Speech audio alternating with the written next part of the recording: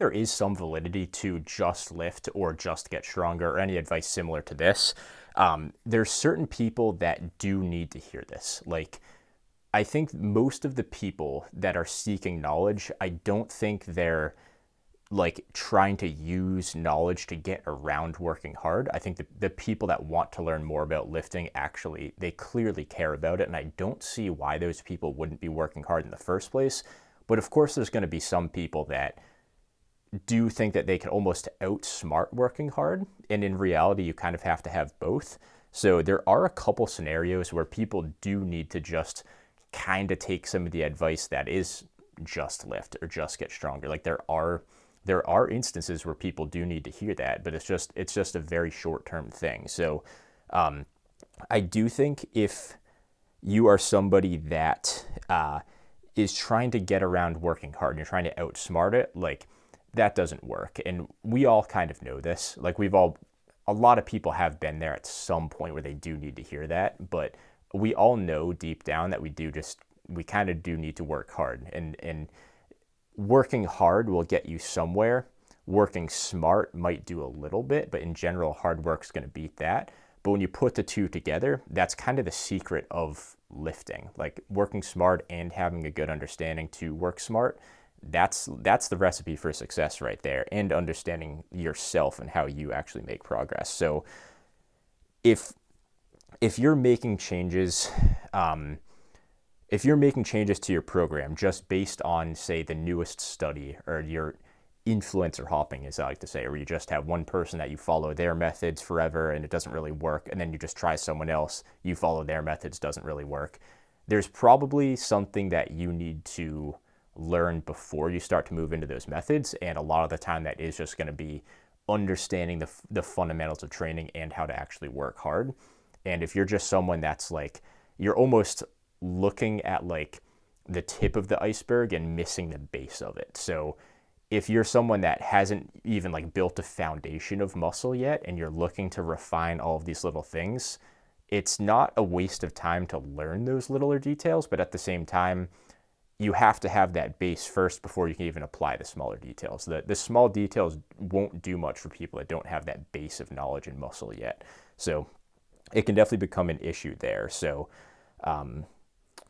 yeah, I guess another situation would just be if you're someone that is prone to overanalyzing and paralysis by analysis, not committing to a method because the grass is always greener. That's another situation. This is one that I kind of resonate with, that I used to have. And the reason why I always had this grass is greener mentality when it comes to programs or methods or even goals in lifting, it's not because I wasn't working hard. It's not because I wasn't just lifting. And I think I can speak for a lot of people with this. The reason I wasn't making progress wasn't because I wasn't just lifting. It was because I didn't have a good understanding of the basics. If you don't know how to make decisions, or if you're not seeking how to understand why you need to make certain decisions, you're stuck there. You're never going to be able to commit to something if you don't understand why you're committing to that thing in the first place. Like when I first started to get into more like powerlifting style strength focused training when I was a little bit younger, I was just researching like what are the best programs, and I would just try a program, and I would kind of pick programs based off of just the hype around them and the feedback and the reviews and the status of that program. The problem with this is I didn't know why I was picking each program, because programs come and go with trends.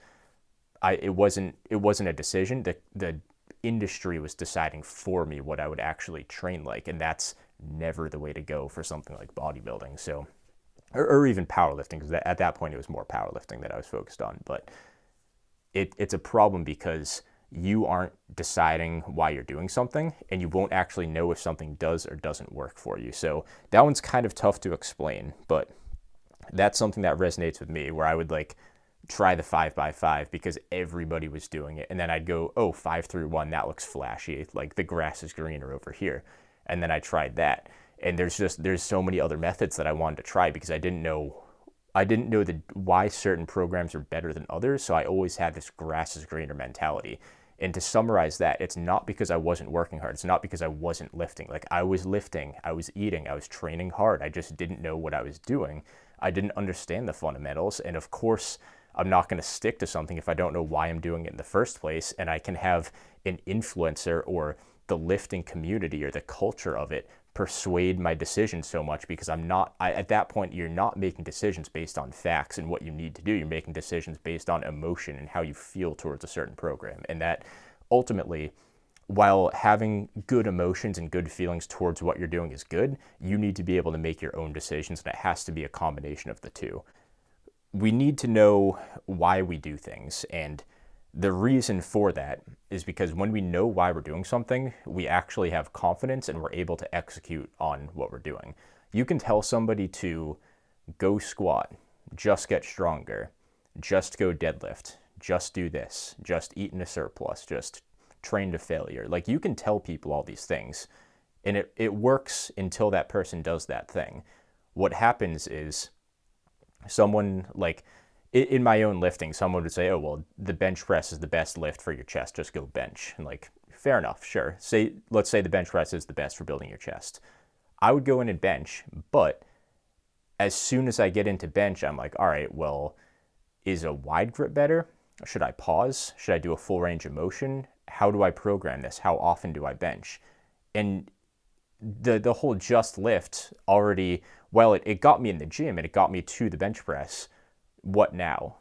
Do I bench once a month? Do I bench once a week, twice a week, 5 times a week? There's all these things that we're continually going to have to refine and progress on. And I think the advice to just go lift and just eat in a surplus, just get stronger, it's well intentioned, because it can take people that aren't working out and it can get them to actually go execute. But the problem is, it kind of just stops there. Whether it's the first time where you're like, all right, well, I guess I don't know how to set this up properly. Whether it's as simple as I don't know how to actually execute the bench press properly, or I don't know how to program this in the long run properly. These are things that we need to know as lifters, because I'm of the belief that your physique is plateaued at where your knowledge is plateaued. And that's why I'm always striving to learn more and refine. Part of the reason why I make these videos isn't just to, it's not just to purely give out information. It's to refine the information that I actually have. It's to hold myself accountable to putting out good information and continuing to experiment with things. Like, my philosophies are still in general the same as when I started the channel, but they've become so much more refined.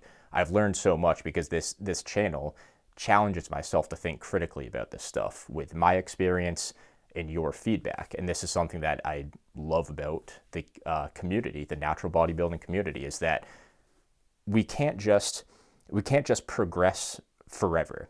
Like, at some point, that plateau is going to come. And I think there is a correlation between how much you know and how much you understand about lifting and how far your physique actually goes. I think the people with the best physiques have the best knowledge and the best understanding. Genetics and PEDs aside, this is people like me. I'm an average, normal person. If I don't have everything in check, I do not grow. I stall out. I don't have great genetics. I don't have terrible genetics either, but I'm just an average person in that 50th percentile.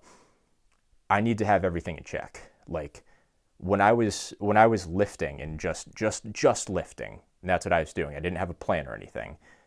Although I had a good understanding of how to lift and the fundamentals, I understood frequency and volume to an extent, proximity to failure 100%.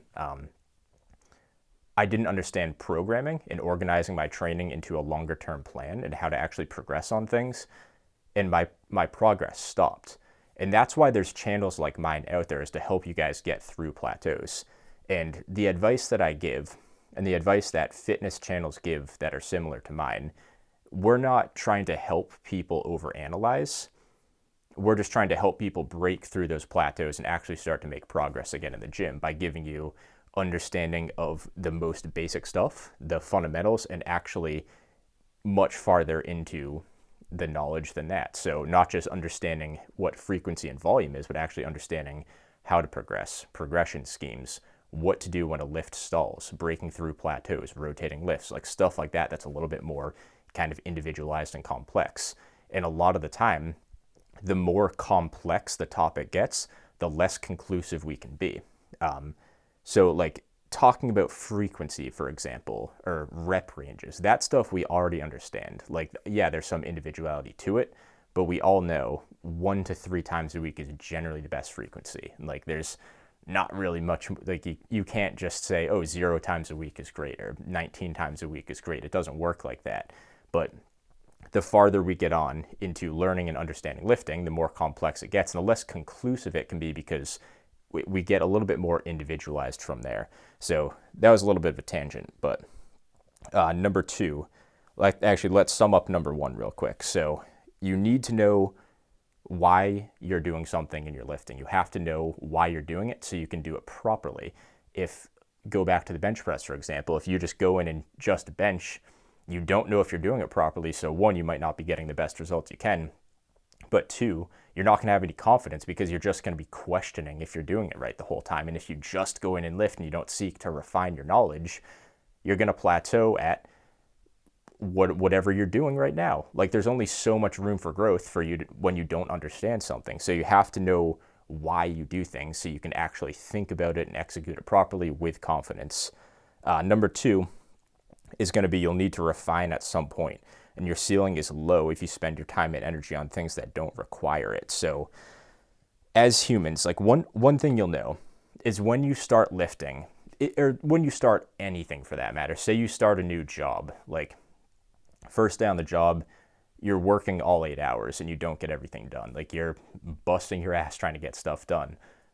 Eventually, you have to create systems. You have to be able to adapt. If you actually want to grow, you have to adapt. And this isn't just in terms of like saving energy. This is also in terms of giving you more time and energy to put other things into your training. So let's say it's your first day on the job and you're working 8 hours, you're stressed the entire day, you're not getting anything done, you don't really know how it works. Eventually you find ways to make things more efficient and convenient so you can then get the basics done and have a good understanding of it, have a good system that you don't have to think about that much. It just kind of works. You refine as you need to, but then you have room to expand that knowledge and grow as a person. The same thing translates into lifting. If you don't understand the fundamentals and you're not willing to put the time in to go above and beyond just lift, and you don't want to learn new methods and maybe learn a little bit of the science, you're spending so much time and energy on things that you can learn so quickly, like on YouTube or just by talking to other lifters or hiring a coach or something. So you do need to refine as you go, and that gives you room for growth in the long run. That's very important. One thing I noticed with my own training is when I didn't have a good understanding of the fundamentals, my ceiling was much lower. I didn't get to where I am now from working harder. I got here from working smarter, because I was always working hard. Not everybody starts off working hard, but I'm goal oriented. I always wanted to get bigger, and I've always tried very hard, good proximity to failure, trained hard, trained frequently and consistently.